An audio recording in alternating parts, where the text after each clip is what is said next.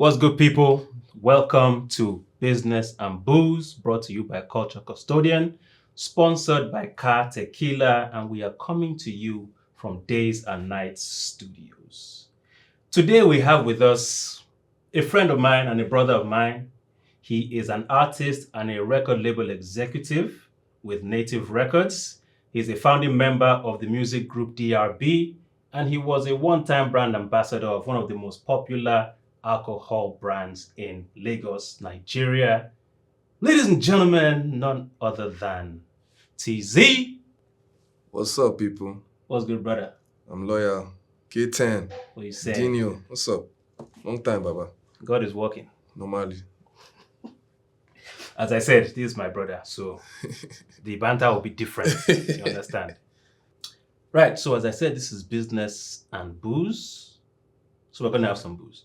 How about that? Yeah, for sure. All right, let's go.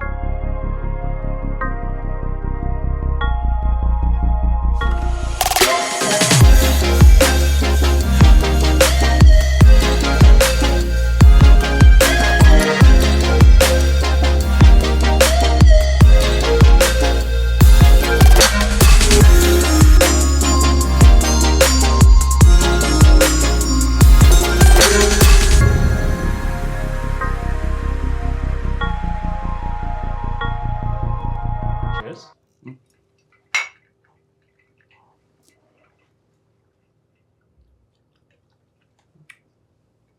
What do you think? It's mad. It's like some... It's a dangerous drink. It's one of those ones that is it the same thing. Yeah. You will just be drinking and you won't know what's happening Exactly. I truly until like it hits you. Mm-hmm. But that's all right. So, what we're trying to achieve today, or what I'm trying to achieve, is to try and chart a path from Teni Zaccheaus to Teezee. Mm-hmm.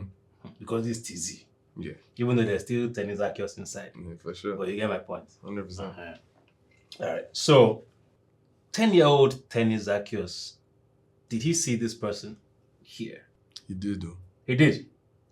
Madu. You are lucky. He did. Not many of us are like this or have this privilege. He did. But he did? He did. He didn't know how it would happen, but that was what one of his dreams was, for sure. For real? Yeah. And that's interesting because you've gone from... Did you work in an oil and gas firm at some point? Yeah, during NYSC. Yeah. During NYSC. Mm-hmm. Did you work with your mom at some point? With her? Loosely, with Harbour Point. But all that was events led, actually. So, Momsi was always in the event space, and I think one of the first things that she actually did when she became an event planner, she did. I don't know if you guys remember when This Day did those shows when Rihanna and John Legend and all those guys came to Nigeria. Yep. That was one of the first events my Momsi did, and I went with her, and I think that was like one of the other wow moments. And like, this is what I want to kind of do in my life, was like in the entertainment space. Interesting. Now, was that before or after Trap Jungle? This was way before. When them Rihanna came, I must have been like 14, 15. Trap Jungle was definitely early 20s. I think we're like 21. RIP DJ Olu. Shout out to Tito. So just talk us through Trap Jungle real quick. I think Trap Jungle for us was, I think we all just moved back to Niger, and like what year was this? I would say 2015, 2016. Okay. 2015, 2016.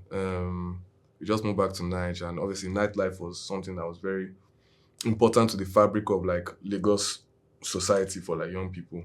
And we felt like there was no nights that kind of supported music outside of what was popular on Nigerian, radio. So it was like, okay, this was the one night that we incorporated hip hop, we incorporated alte, and obviously we incorporated Nigerian music. So I think Trap Jungle was a very astute name for what we're doing. Yeah. And it was like young guys all running it together. I think that at that time our friend Bemiga Abiodun, DJ Olu, may so rest in peace.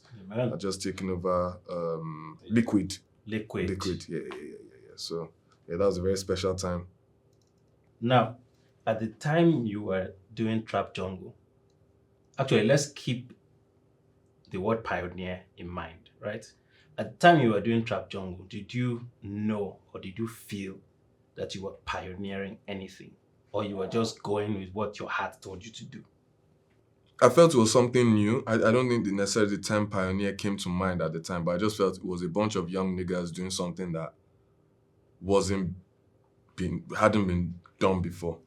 I think that's how we saw it. Just said, okay, it's me and my guys who have created a night. There's now a space for, IGGBs, people that are doing NYSC, just like a younger audience that was going out to kind of like have their own space that wasn't about buying any EXO and 15 rosé. We're just managing what we could and, just had a space where you could vibe. You could vibe, exactly, yeah.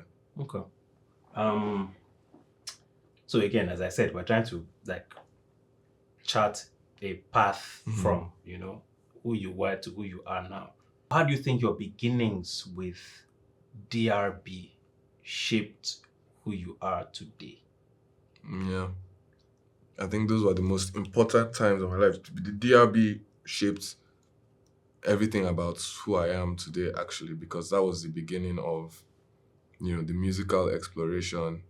DRB was the reason I also, kind of got the opportunity. DRB and Trap Jungle were the reasons I got the opportunity to eventually move into brand ambassadorship with the whiskey company. Yeah. And I think those moments were super important because also in DRB, it was a bunch of young guys that were doing something that was really new. And I was also the oldest in DRB at the time. So, by default, I had a leadership role, but I wouldn't say I was like the front runner. I wasn't like the face of the movement, but based on age and access, I have to be the leader. I was like the captain of the football team doesn't necessarily mean you're the person scoring 30 goals. Exactly. So I think that's the best way to put that analogy. And that was instrumental to me carving out everything I did going forward. Okay. It's interesting. Sometimes the mind plays tricks on you. So in my head, I've been meaning to like clarify this. I don't know if you are sure either, but in my head, when I heard my first DRB song, which is Marry You, in my head, it's the same year Michael Jackson died. In fact, the way I remember it, it was the day Michael Jackson died. I was in England and I can't remember whose car I was in. And we're leaving Salt Bar on Edgware Road. And somebody played Marry You, DRB. So in my head, it's 2008. I don't know what year. Yes, that's true. That's correct. Yeah? But is that when Michael Jackson died? So that's the thing. That's the way my brain is telling the story to me. I don't know if that's when Michael Jackson It was died. 2008. But when did MJ die? Because I was in North London as well when MJ died. Yeah. I was in Kilburn High Road. I actually saw it on the news. So I think we had done. Mario must have been out before then. So maybe that's just when I heard it. Yeah. So again, back to the word pioneer. Did you guys know that you were pioneering anything at that time? Or again, you were just vibing?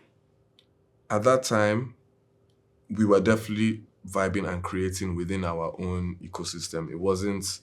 The intent wasn't to become the new Wu-Tang Clan or the new BBK. Yeah. It was, we're all just expression. We're expression, or, young guys all in the same school, all with the same creative drive, all from Nigerian backgrounds, all relatively connected, but it was the first time we were all in the same space. Because I remember Tobena and I went to Grange together.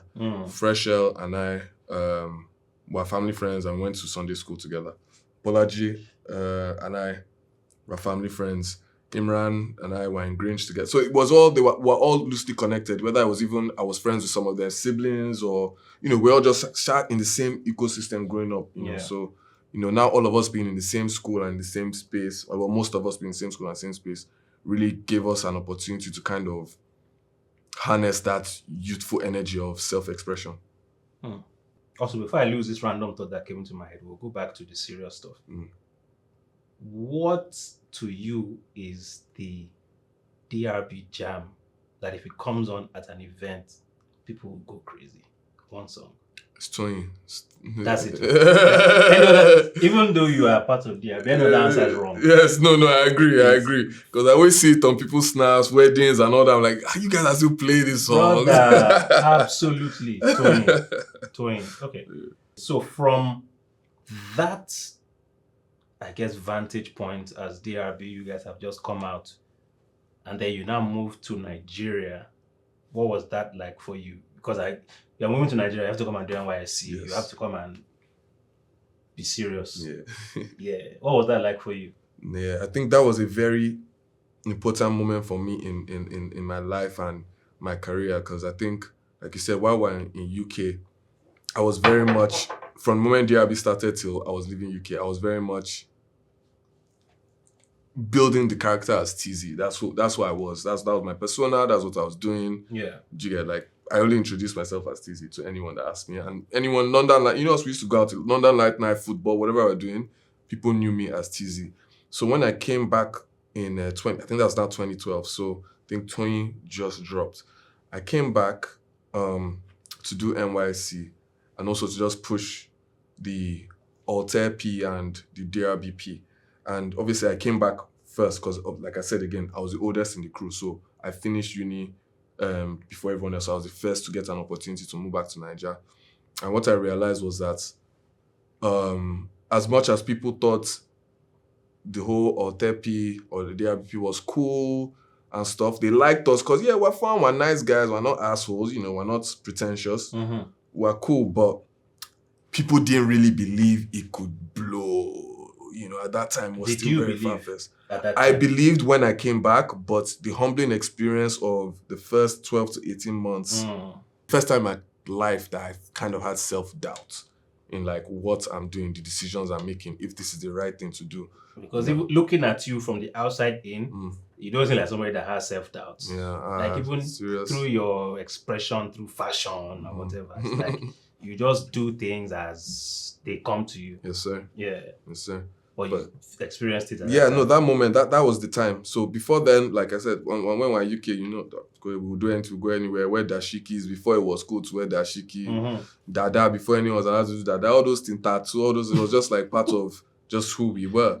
But when I came back and I was realizing that, okay, people like it, but they're like, can it blow? Can it blow? That was the mentality. And because I was in the entertainment space, I also forged a lot of relationships early with a lot of other budding young talents at the time, you know, the Davidos of the world, you know, the Burna Boys, you know, even down to Wande. And these are some people who are like really... And I guess like LOS at the time. LOS, but I wasn't as close to them. So these are more the people that we used to go to studio, we used to hang out, you know, the HKN gang, Maven, at the time, more hits guys, just based on access. So those are the people that I used to be around. I'm like, man, these guys, their piece too clean, their piece, they're gone, they're already blowing on radio while we're finding it hard. Like even by then, even, you know, all the other alte guys, SDC were around, they were just, you know, picking up some, they were the only people that could see that were really similar to us, like in the same lane. And they just about had a little bit of headway. By then, but their big break came with them working with the DRB artists when Feel Alright came out. Prior to that, it was still very niche. You know, people didn't think SDC could be what it was today. Palm Wine Music was born from Feel Alright. And that was with them working with Budge. So everything felt really difficult to achieve. So in NYC, actually, I did two things in my NYC. Apart from making music and stuff, I interned at Chalk City with Audu Makori. I was Audu's assistant. Okay. That's something a lot of people didn't actually know. And that's when I honed a lot of skills in the music executive side of things unintentionally. Because it was how long were you at Chalk City? NYC is 12 months. I think I did 6 months with Audu. Okay. Then I did another few months at the oil and gas thing. But I wanted to always tell this Audu story because I realized I don't tell enough, is that I learned a lot from working in that Chocolate City with Audu at the time, because at the time they were like the hottest label around. They had MI, Jesse Jags, Brymo, Ice Prince. You know, they were the hottest roster. They just signed Dice Ales and Coca. And me, I was also an artist, but I was not working there, and I'm thinking, fuck are they signing Dice Ales and Coca for? I need to be there one day I sign, like, well, you know, like that frustration of like just wanting to create, but something, you know, God just positioned me to like, okay, you just also be on this side. It doesn't mean you can't go to studio and work. Yeah. But also see this side Maybe of things, another perspective of the ecosystem. Yeah. But for me, that was never an issue because growing up, the people in the game that I looked up to the most, when I say like in the music industry, was always the Jay-Z's, the Puff Daddies, the Dr. Dre's, the Pharrells, you know, the people who could do the business, the music at the same time. Mm-hmm. Because of just having that knowledge and understanding and just going to school. I was like, you know, I always thought, I want to be multifaceted. I don't just want to be seen as an artist, you know. So okay, after that 6 months with Aldu, I wasn't getting what I wanted because I wanted to just make music. Even though I was learning, at the time, I didn't realize that I'm learning so much. And I was like, I just want to be in the studio. I just want to be making jams with Dice or multi-kicks. I don't want to fucking sit in the office and be doing Ice Prince's radio promo plan. I don't give a fuck. Obviously, I'm a big fan of Ice Prince, but I'm just like... You're a creative. You want to create. I just wanted to create, not understanding the skills that, you know, life was bestowing on me. Then after that, I stopped for a while because I told everybody in my family, I'm like, oh, mommy, I just want to create too. So that's when the self-doubt started creeping in. So those moments of just trying to make it wasn't happening. Alte wasn't taking off. Nothing was really going on. So that was when I was like rock bottom. I really hit a low point and I was like, maybe this thing is not going to work out. That's when I really started doubting, can this thing jar? Can this thing click? Maybe everybody is right. You know, everywhere your friends, the people that are not in the industry, they really looked at it funny. It's like, what's Teezee doing? But people, you know, only one or two of your close friends could really come and say things. But you knew a lot of people were talking behind your back. And it's interesting because with creative endeavors, you will find that friends and family really might actually be the biggest doubters or the biggest skeptics. For sure. Biggest skeptics, for sure, yeah. 100%. So that's when the self-doubt will not really be creeping in that come. Are you sure I shouldn't just go and do what they say I should be doing? Exactly. Yeah. Exactly. So I think I found myself when I'd gone maybe like 2-3 months of, you know, doing just going to studio, then going home and, you know, just those pressures. Like, what are you doing? What's going on? Well, not in a bad way, because at the end of the day, I see my parents were really supportive at the end, because if we still had to do DRB show at the end of the year, it was still harbor points that Mom still give us discounts to use the hall, still let us use her events, full staff, small things here and there. So it wasn't I'm not supporting you. It's just like, are you sure this is what you want to give them? Are you sure? Say, no worry.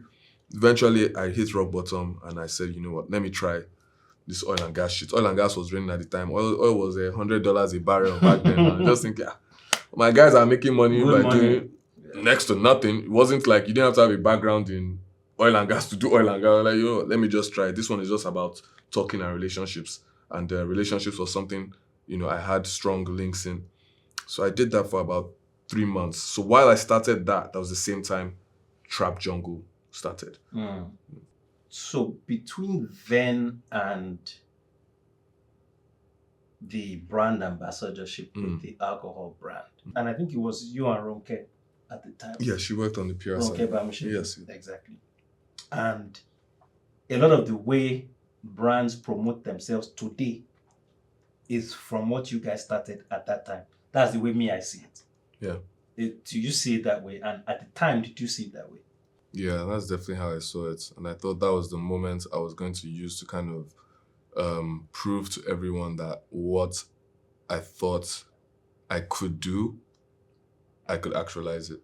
And I think that's what always goes back to me, the people, you know, we're very Nigerian. I mean, I grew up heavily on like Afrobeats scene and like listening to all that music. But I think culture-wise, hip-hop really influenced how my outlook on culture. So, you know, that time, I said, before Ciroc was popular, it's Puff Daddy that made Ciroc popular now. I said, before Crystal, I only know Crystal because of Jay-Z. I only know Bel Air because of Rick Ross. So I'm like, if these men could do it by just directly talking to that community, why couldn't I do the same thing? And that was really the beginning of, I feel like, the rise of the alte movement and the shift in culture. While we're on the topic of alcohol, we have something to present to you. Oh, wow, mad. I have my name on it already. Thanks, guys. Personalized and that. It's going. Yeah. Appreciate that. There we go.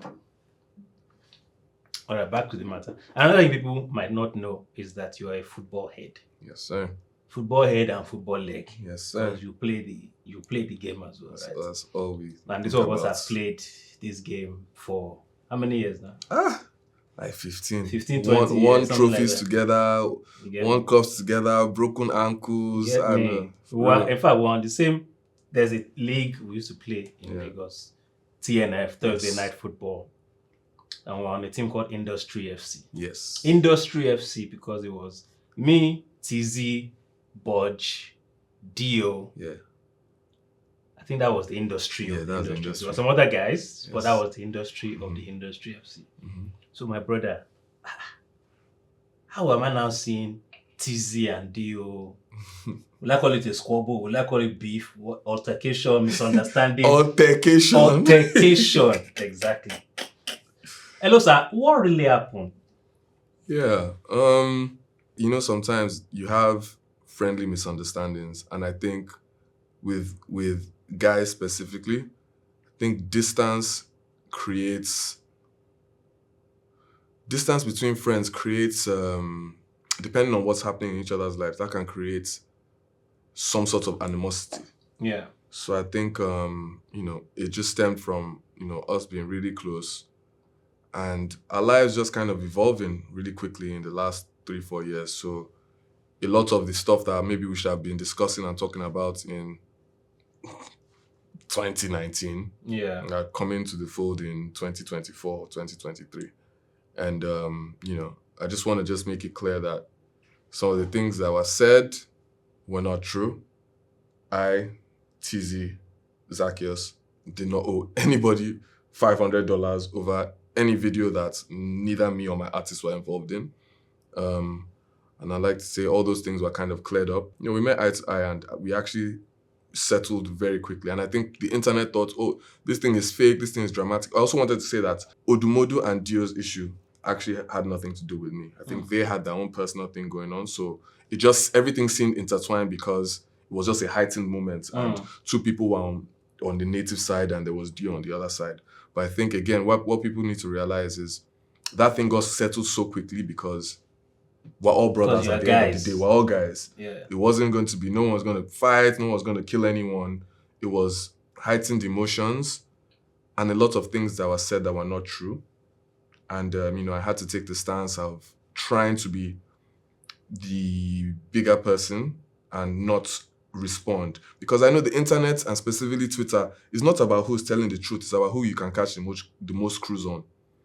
And the moment you gauge that, you know when to engage and not. Some people are great in that foreplay, in that format. Me, I'm a little older. That's not my format to... Yeah. I can't be shalaing online when people are like, shut up, Joe, you fake, you just stole money. It's not about the truth. It's that what is the funniest thing to say? The funniest thing in this moment now is to cruise Teezee. So I'm like, you know what? So like people don't really care about the issue. They don't care. They don't care. Yeah. No one's reading the truth. No one's reading anything. It's just like, he's sharp funny. And you know, us when we see other celebrities do it, you know, so us to have Twitter, say, this guy is a fool, that guy. So I get it. I understand the game. But yeah, I just wanted to clarify that, you know, there was never a situation of me owing anyone money for any videos. And I don't even think it was directly even an issue with Dio. I think he was defending a friend against one of my friends, but it now looked like it had something to do with me. It had absolutely nothing to do with me. So yeah, just want to clear that. I don't owe anybody money. I don't borrow money, in fact. So I can't owe. I give people money is actually what I do, in fact. Fair enough. So two things. Yeah. One, no money owed. Yes. And two, it was not a publicity stunt. No, it wasn't a PR stunt. Because obviously Twitter too was Yes. It just settled quickly because we're all friends. Fair enough. Now, while we're on the topic, is there anything we can do about this caps lock issue? Because ODumodu Black, he tweets in caps lock. In fact, I've played ball with him. Yeah. I've seen clips of him playing ball. He plays ball in caps lock. Yeah, definitely. So what's the issue? Is there any way around it? What can we do? It's a communication thing. That's how he communicates. And that's his honestly, and his fear. And in the art form that he is, I think it just, you know, it's a way of self-expression. And when I look at the other artists that do it, because it's funny, because I tweet before I met Odumodu, I write all my captions on IG in caps lock. So that's just like, to me, it's just like, it's a statement. I'm like, if you want to think I'm shouting, I'm shouting. If you want to think I'm just proclaiming, I'm proclaiming. Shall hear me. Just shall hear me. And it's funny because there are other talents that do such a thing. I know Tyler, the creator, always tweets in caps lock, types in caps lock. ASAP Rocky as well. He only tweets in caps lock. So I think some people, it's just the form of just them expressing themselves. So people now attach, and that's why social media is so crazy. So people attach you typing in caps lock as your character is in caps lock 24/7. And more often than not, Odumodu is the most chilled, quiet guy in the room, minding his own business. So, it's all part of the character that he is as Odumodu Black. So we've somehow found our way to Native Records. How did Native Records come about? Even something as random as who came up with the name? What's your partnership with Sheni like?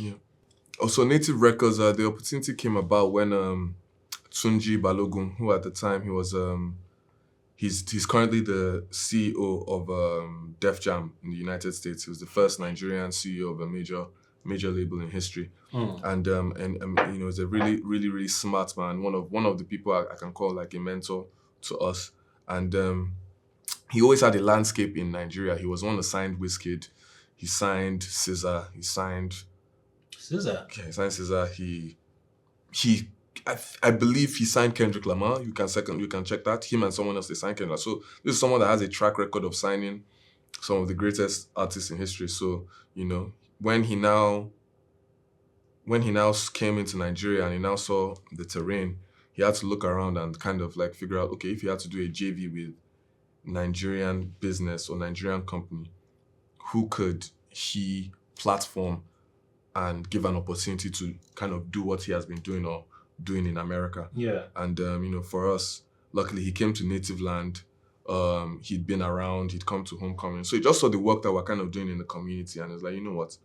These native guys are the people that I think can, make a change. And so he knew the work Sheni had been doing all along this time. He knew the work I had been doing. And it's like, okay, two of you actually working together is something that could, spring into produce a superstar or a couple of superstars. Yeah. And that's how that came about. So, within that, I think internally we had a lot of conversations about the name, right? Me, I was hell-bent on Native Records because it just reads well. And like I said, hip-hop culture heavily influenced me growing up. So when I look back and see Shady Records, that record just gives it, even back in the day in Nigeria, like Storm Records, like those are the guys that when I was young, I just used to look at like Neto and hear about Obi Asika. Household names. Bro, household names. Like just look at how these guys were doing their thing. I'm like, I want to take something I've learned from all these different people and kind of make it a new school P. I won't even say alte P. I'll say a new school P because we didn't want to limit ourselves to alte because we felt people would want to box us into just being alte. Yeah. And, our landscape is way beyond that. So, and from like building a business perspective, like how do those conversations go? Like in terms of, so there's Native Records, there's Native Land, which is the yearly concert, right? There's the magazine, there's Native Magazine. Yeah. How do those conversations go? Who is responsible for this ecosystem, basically? Yeah, for sure. I think we have about 3 other partners. There's Shawls, there's Adi and Susu, but it's predominantly led by myself and Sheni. And I want to just give Sheni some kudos. Like Sheni is one of the most innovative young minds in Nigerian cultural landscape in history. And this guy is not 30 yet, and he's a guy that, when he came up with Sheni actually came to me with the idea of doing the magazine. Because obviously, like I said, we were both cultural juggernauts, but we're in our own spaces. So when we met, and Sheni is also a family friend of mine. We go way back. Our mother's families are really close. Yeah. So we always knew each other growing up. His senior sister is a really good friend of mine. And he came to me and was like, Teezee, I think we should do this thing. We always have Source Magazine, Double XL, all these magazines that are talking about their culture from where they're from. Now, these people want to come and talk about the culture in Nigeria for us. Why don't we do that? Because we can tell be our own voice, and because we can tell the most authentic stories. And I was like, bro, this is a genius idea because that's what I always wanted to do. How can I always saw myself as an artist, but like I said, an exec. I wanted to also promote other people, tell people stories, support new artists, support new people in the tech space, support new anybody doing anything remotely interesting that came from my community. I felt like it was my prerogative to champion them. Yeah. So it was a really good moment for us. You personally and ODumodu, you have this kind of, let me call it like a throwback relationship of like execs from the past, like global execs and artists kind of relationship. You guys just have a vibe, right? How is that working for you? Like, for example, if this sort of vibe doesn't exist with the next artist, how do you approach that? Yeah, you just have to be ready for that because now and you said it, like that vibe is a special vibe. It's not something you can replicate or fake. And I think why OD and I's thing is so special is something that we both wanted this so bad.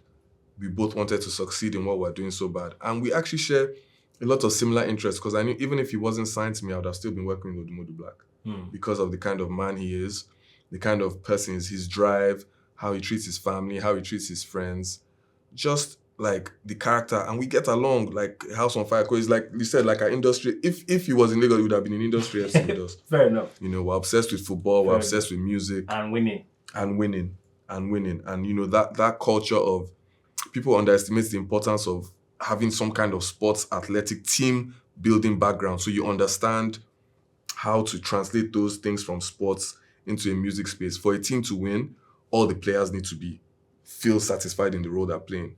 Your star player needs to feel like that star. The coach needs to feel like the team respects him. Yeah. And I think we all give that to each other. So that's why it was very easy for us to work. And I think that thing is very important, that respect factor. And that's something that OD always gave me from day one. Like before he even signed, we used to message each other like, oh, Teezee, I beg, if you ever have an opportunity, I beg, I would love to work with you. I said, Baba, trust me, myself, I want to work with you. Like, you're an artist I've been watching for a year before we got the opportunity to do a label. Yeah. Once I got a label, he was the first artist I messaged. Oh boy, I want to sign you. We go run this piece. Like, Teezee, I'm already down. Just send the paperwork and let's go. So I think, just that synergy being on the same wavelength really, really helped us thrive. Fair enough. So random but not so random question. This is a football question, my favorite. but it's still relevant. Have you intentionally tried to incorporate any of like Sir Alex Ferguson's leadership kind of vibes to you being a leader in your field? Yes, because I feel like that's how we grew up. Those were our mentors. Those are the things we looked up to. And it's not just from Ferguson to Kobe, Phil Jackson, Tiger Woods. I read all their books to understand Lewis Hamilton, Schumacher, just understand that winning mentality, that mindset. Yeah. What sacrifices have to be made? What do you have to do to be key in a winning team? Everyone has to be invested. Yeah. Everyone has to want to see it win. Yeah. And that's kind of the thing that we're building at Native with all the artists we work with, that there's an investment from the executive level down to the office assistant. That this success of whichever artist we're working with is everybody's win. So you kind of have to build a family. You have to build a family. You have to build a team. I always look at it like a team. Like, what pieces are missing? If I won the title last year and I want to win it again, do I need to buy an extra center back? Do we need more producers? Is it, how do we get to the next level? That's how we... that's how our own brains are wired. I don't think of everything like sports and football. So, like, what do I need to maintain the level of success that we have achieved in the first year of working? Fair. And speaking of family, how has your life changed through God gracing you with more grace? I hate this guy. So, essentially, what I'm asking is, I know what you're asking. Have you found building with a partner that is also deep? Yeah, because grace is no joke. Yes, no, for sure, for sure. Yeah. It's been a journey. It's been a journey, and I think we've learned a lot from each other.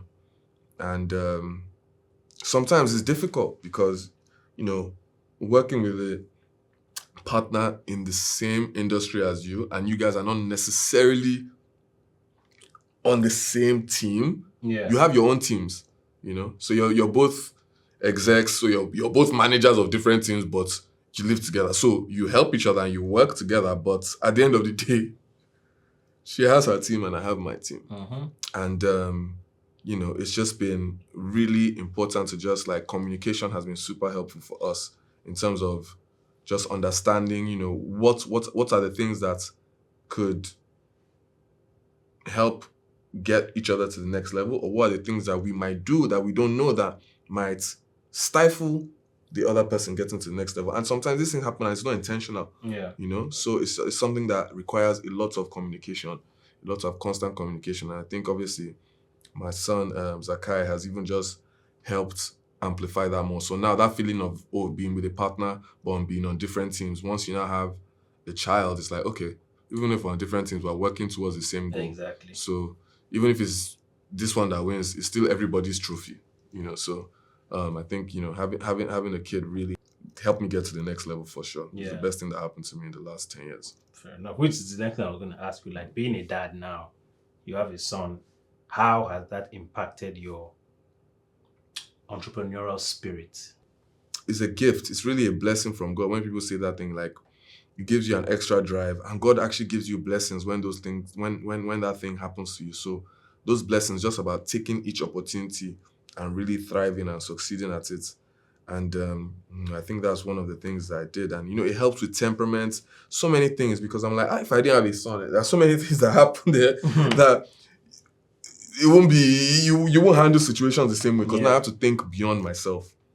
And that's the most important thing for me is, that's a bar. Yeah. You have to think beyond yourself. I have to think beyond myself. And I think that's the most important takeaway of having a son is for me. So anything I do, I'm like, man, it was that guy's now 15, he sees this thing online, and like, Daddy, you dumb. Like, some crazy shit. You just caution yourself. You have to think twice. Reason. Always. I operate with serious caution because I always have my son in mind and how I want him to, when he grows up, he can look back and say, okay, these are things his father did, these things his mother did, these are things everyone that's his uncle and auntie has done. And I think he has a great ecosystem of people to look back on and say, if there's any field in this world that my son wants to do, I think it's what every parent wants. I have one person, there's nothing under the sun. I don't have one person that I can reach out to. I'm like, yo, my son loves to be a religious cult leader. Can you show him the way? He wants to be an astronaut. Can you, there's nothing the he can't do network under the must sun. exist. Yes.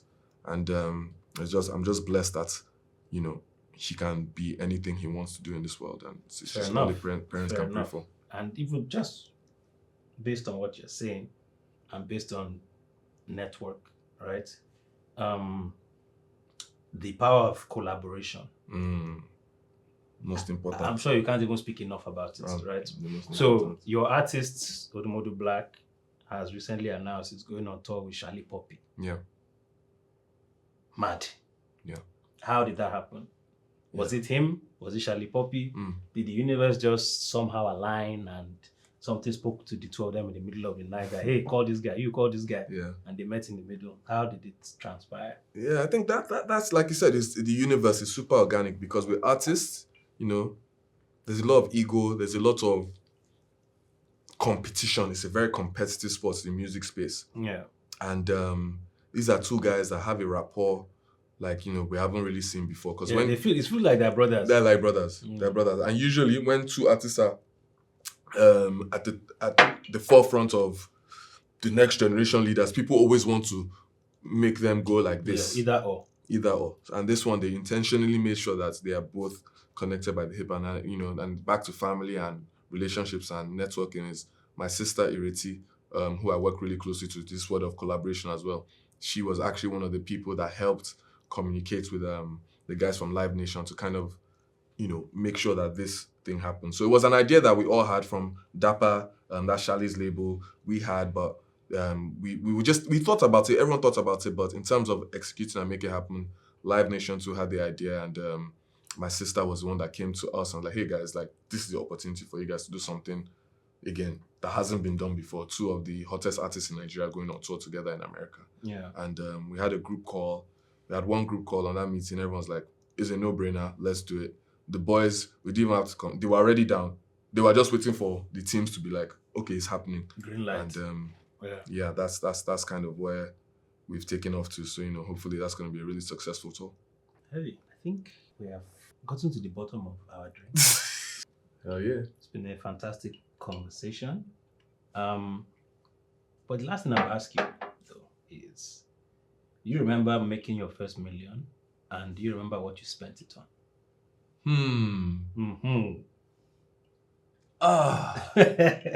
My first million. Sorry, just by the way, in case you are confused, I mean naira. In case you have already made $1 million, so that you... Hey, yo!